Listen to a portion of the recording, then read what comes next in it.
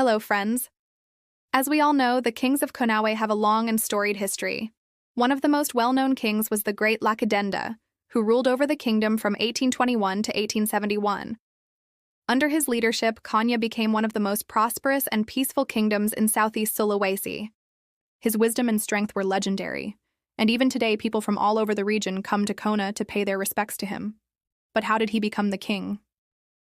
Well, that's where our story begins.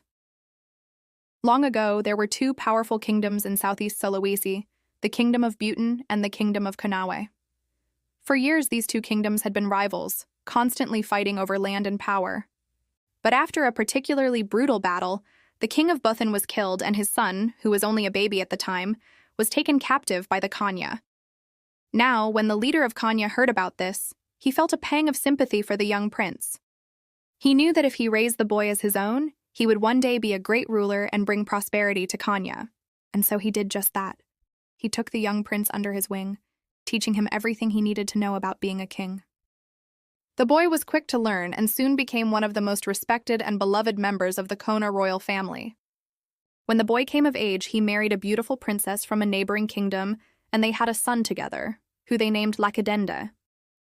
And as the years passed, Lakidende grew to become a strong and wise young man. He followed in his father's footsteps, learning everything there was to know about leadership and governance. And when his father eventually passed away, he was more than ready to take over the kingdom. Now, some people might have expected Lakidende to be a weak ruler, since he wasn't actually born into the royal family, but those people were quickly proven wrong.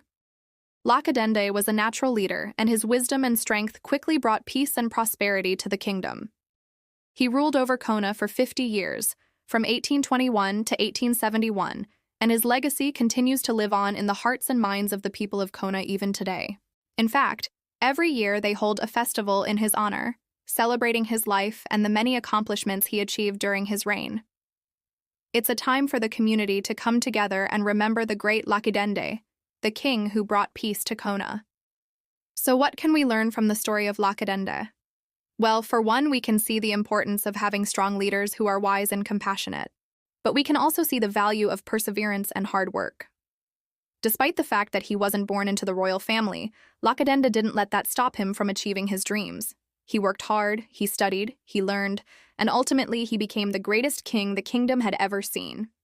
So next time you're feeling a little lazy or unmotivated, just remember the story of Lakidende and how he went from a young captive prince to the most powerful king in the land.